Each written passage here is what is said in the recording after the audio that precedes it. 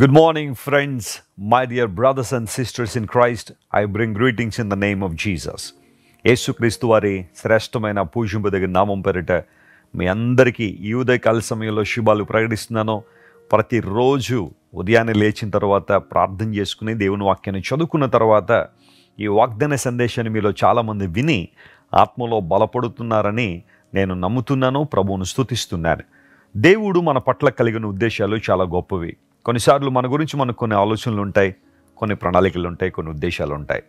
అయితే మనల్ని సృష్టించిన దేవుడు, మనల్ని నిర్మించిన దేవుడు, మన కోసం ప్రాణం పెట్టిన దేవుడు, మన కోసం తిరిగి రాబోతున్న మన ప్రభువు మన పట్ల చాలా శ్రేష్టమైన ఉన్నతమైన ప్రణాళికలు కలిగి ఉన్నారు. అవి మన జీవితాలు ఎప్పుడు నెరవేరుతాయంటే సంపూర్ణంగా మనం ఆయనకి సమర్పించుకున్నప్పుడు, సజీవ యాగంగా మనం ఆయనకి సమర్పించుకున్నప్పుడు ఖచ్చితంగా మన జీవితంలో దేవుని ఉద్దేశాలు నెరవేర్పును మనం చూస్తాం. అలాంటి అనుభవంలోనికి మీరందరూ రావాలనే ప్రతిరోజు మీకోసం బలంగా ప్రార్థన చేస్తున్నాం. రాజమండ్రి క్రైస్ట్ వర్షిప్ సెంటర్లో మరియు ప్రపంచవ్యాప్తంగా ఉన్న అనేక మంది దేవుని బిడ్డలు మీ అందరి కోసం ప్రత్యేకంగా ప్రార్థన చేస్తున్నారు. ఈరోజు వాగ్దానం కోసం కనిపెడుతున్నారు కదా. యెషయా గ్రంథం 49వ అధ్యాయం 15వ వచనాన్ని చదువుతాం. పరిశుద్ధ గ్రంథాలు తెరిచి the book of Isaiah chapter 49 and verse 15. స్త్రీ తన గర్భమున పుట్టిన బిడ్డను కరుణింపకుండా తన చంటి పిల్లను మరుచున, వారైనా మరచుదురు గాని నేను నిన్ను మరువను. ఎంత చక్కని వాగ్దానం! మనందరికీ స్ఫూర్తిని మరియు ప్రేరణ ఇస్తున్న వాగ్దానం ఇది. స్త్రీ తన చంటి బిడ్డను మరవడం సాధ్యమా? వాస్తవానికి తల్లి ప్రేమ చాలా గొప్పది. ఒక బిడ్డకు జన్మనిచ్చినప్పుడు నవమాసాలు మోసి చాలా వేదనతో కని బిడ్డకు జన్మనిచ్చిన తర్వాత ఆ బిడ్డను మరిచిపోవడం తల్లికి సాధ్యం కాదు. కొన్ని సందర్భాల్లో కరుణింపకుండా వారైనా మర్చిపోతారు, కానీ దేవుడు మాత్రం మనల్ని ఏం చేయడు, మరువడు. ఎందుకంటే మనకు జీవాన్ని ఇచ్చింది ఆయన, తల్లి గర్భంలో మనల్ని రూపించింది ఆయన, పిండముగా ఉండక మునిపే మనల్ని ఎరిగింది ఆయన. కాబట్టి ఆయన మనల్ని మర్చిపోడు అని బైబిల్ చాలా క్లియర్గా సెలవిస్తుంది. చాలాసార్లు మనలో కొన్ని అనుమానాలు వచ్చేస్తుంటాయి, కొన్ని సందేహాలు వస్తూ ఉంటాయి. అన్నీ బాగున్నప్పుడు పర్వాలేదు, పరిస్థితులన్నీ అనుకూలంగా ఉన్నప్పుడు, పరిస్థితులన్నీ మంచిగా జరుగుతున్నప్పుడు, మనం అనుకున్నవన్నీ నెరవేరుతున్నప్పుడు వీఆర్ ఫైన్. ఎప్పుడైనా సరే మనం అనుకున్నది జరగకపోతే, మనం ఆశించినది దొరకకపోతే, మనం ప్రార్థించింది ఏదైనా కొంచెం ఆలస్యం అయితే, ఆ సందర్భంలో మన మనసులో మెదిలే ప్రశ్నలు ఏంటి అంటే, బయటికి చెప్పకపోయినా మన మనసులో దేవుడు నన్ను మరిచిపోయాడేమో, ఆయన నన్ను విసర్జించేశాడేమో, ఆయన నన్ను ప్రక్కన పెట్టేశాడేమో అన్న అనుమానాలు మీమాంసలు మనలోనికి వస్తూ ఉంటాయి.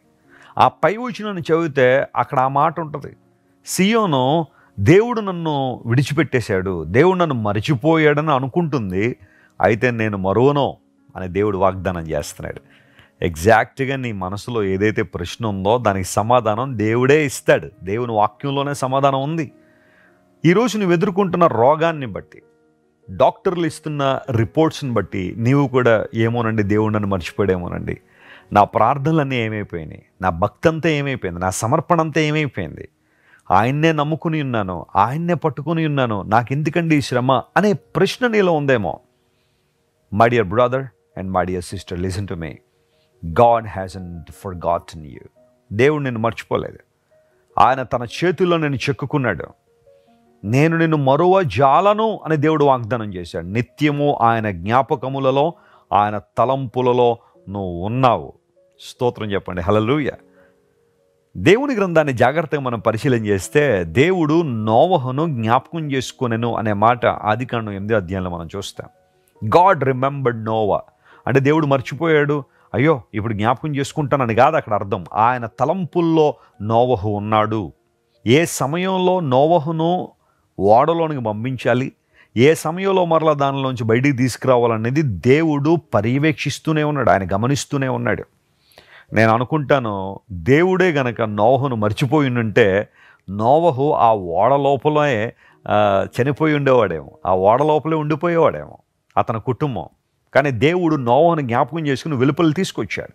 ఆయన ప్రణాళికలు తన జీవితంలో నెరవేర్చబడని దేవుడు ఆశించాడు. ఈరోజు బహుశా నీ జీవితంలో కూడా ఒక శ్రమలో, ఒక ఇబ్బందులో, ఒక ప్రతికూల వాతావరణంలో నీవు ఉన్నావేమో. దేవుడు నిన్ను జ్ఞాపకం చేసుకుంటున్నాడు. ఆయన నిన్ను మర్చిపోలేదు. తన రక్తం పెట్టి నిన్ను కొనుక్కున్న దేవుడు నీకోసం ప్రాణం పెట్టిన దేవుడు, సిలువలో త్యాగం చేసిన దేవుడు, నీకు ప్రతిగా వెలను చెల్లించిన దేవుడు, క్రయధనాన్ని చెల్లించిన ఆ దేవుడు నిన్నెందుకు మర్చిపోతాడు? ఆయన నిన్నెందుకు వదిలిపెట్టేస్తాడు? ఈరోజు ఇదే వాగ్దానాన్ని క్లెయిమ్ చేసుకుని ప్రభువును స్తుతించు, ఆయన ఆరాధించు. ప్రభువా, నన్ను క్షమించండి, కొన్నిసార్లు నాకు వస్తున్న ఆ బాధలను బట్టి, సఫరింగ్స్ని బట్టి, నేను ఎదుర్కొంటున్న హార్డ్షిప్స్ని బట్టి నేను ఇలా అనుకుంటున్నాను, నువ్వు నన్ను మర్చిపోయావు అని. కానీ ఈరోజు నీ వాగ్దానం ద్వారా నన్ను ధైర్యపరిచావు. నీవు నన్ను మర్చిపోలేదు కనుక నీకు స్తోత్రాలయ్యా అని ప్రభువుని స్తుతించడం ప్రారంభించండి. స్తుతి మీ జీవితాలు మారుస్తుంది. దేవుడు ఎప్పుడూ నేను మర్చిపోలేదు, మరిచిపోడు కూడా. ఆయన నమ్మదగినవాడు, విశ్వాస్యత కలిగినవాడు, తన నమ్మకత్వాన్ని మన జీవితంలో రుజువుపరచగలిగే సామర్థ్యం కలిగినవాడు. ఆయన వైపు చూద్దామా? కళ్ళు మూసుకోండి. ప్రార్థన. ప్రేమగల తండ్రి, చాలాసార్లు మేము కూడా దేవుడు నన్ను విడిచిపెట్టేశాడేమో, మర్చిపోయాడేమో అని అనుకుంటూ బాధలను అనుభవిస్తూ ఇబ్బందుల్లో ఉన్న మమ్మల్ని క్షమించండి. నీవెప్పుడూ మమ్మల్ని మర్చిపోలేదు, మర్చిపోవు కూడా. ఇదే వాగ్దానం మా మనసుల్లో, మా హృదయాల్లో నాటుకుని నీ కొరకు జీవించడానికి సహాయం చేయండి. నీ కృపలో వర్ధిల్లడానికి సహాయం చేయండి. నువ్వు ఎంతైనా నమ్మదగిన దేవుడు నాయన, బలమిచ్చువాడు కనుక నీకు స్తోత్రాలు. ఈరోజు మా పిల్లలు ఎంతమంది అయితే ఇబ్బందుల్లో, కష్టాలు ఉన్నారో వారందరినీ వాటి నుండి బయటికి తీసుకురమ్మని కోరుతున్నాం. ప్రభువా, మేలు చేయండి. అనారోగ్యంతో ఉన్న వారికి స్వస్థత ఇవ్వండి. ఇబ్బందుల్లో ఉన్న వారికి విడుదల దయచేయండి. మానసిక రుగ్మతల చేత సతమతమవుతున్న వారికి విడుదల దయచేయండి. ఆర్థికంగా చితికిపోయిన వారు లేవనెత్తండి. పరిపూర్ణమైన నీ బలము, నీ ఆత్మశక్తి ప్రతి ఒక్కరికి దయచేసి నీ కృపలో వాడుకోనండి. ఘనత మహిమ నీకే చెల్లిస్తూ యేసయ్య నామం పేరిట అడుగుచున్నాం తండ్రి. Amen, amen. God bless you friends. Have a wonderful day. Christ worship centre ఓ బలమైన సంఘ ఉజ్జీవం. కొన్ని సంవత్సరాల క్రితం కేవలం 2 ప్రారంభించబడిన పరిచర్య నేడు ప్రపంచవ్యాప్తంగా లక్షలాది మందిని ప్రభావితం చేయుచున్నది. రాజమండ్రి, సికింద్రాబాద్, బెంగళూరు, చెన్నై, నెల్లూరు, దుబాయ్, బెహ్రైన్, కరీంనగర్, విశాఖపట్నం, గద్వాల్, కొవ్వూరు, మలకపల్లి, శ్రీలంక, భూటాన్, అడ్డతీగల, పాలమూరు, ఒంగోలు, బళ్ళారి, కోరుకొండ, పోతవరం, నల్లజర్ల, వెంకటరామయ్యగూడెం, మచిలీపట్నం, ఇందిరానగర్లతో పాటు అనేక గ్రామాల్లో క్రైస్ట్ వర్షిప్ సెంటర్ ఆరాధనలు జరుగుచున్నవి. వాక్య సంబంధమైన ఉజ్జీవంలో, పరిశుద్ధాత్మ సంరక్షణలో కొనసాగాలనుకునే ప్రతి ఒక్కరికి మా ప్రేమపూర్వక ఆహ్వానాన్ని అందిస్తున్నాము. రండి, ఆత్మతో సత్యముతో ప్రభువైన యేసుక్రీస్తును ఆరాధిద్దాం. మీరు ఇంతవరకు విన్న దైవ సందేశం మరియు దేవుని సేవకులు చేసిన ప్రార్థన మీకు ఆశీర్వాదకరముగా ఉన్నదని విశ్వసించుచున్నాము. ఈ సందేశాన్ని మీ స్నేహితులకు, బంధువులకు షేర్ చేయండి. మీకు ఏదైనా ప్రార్థన అవసరత ఉన్నచో మా ఫోన్ నంబర్లకు కాల్ చేయండి. దేవుడు మిమ్మల్ని ప్రేరేపిస్తే విశ్వాసంతో సాగుచున్న ఈ పరిచర్యను ప్రోత్సహించండి. మరిన్ని వర్తమానాలు, పాటలు వినుటకు జాన్ వెస్లీ మినిస్ట్రీస్ అను మా యూట్యూబ్ ఛానల్ను సబ్స్క్రైబ్ చేసుకోనండి. ప్రభువైన యేసుక్రీస్తు కృప మీకు తోడైండును గాక.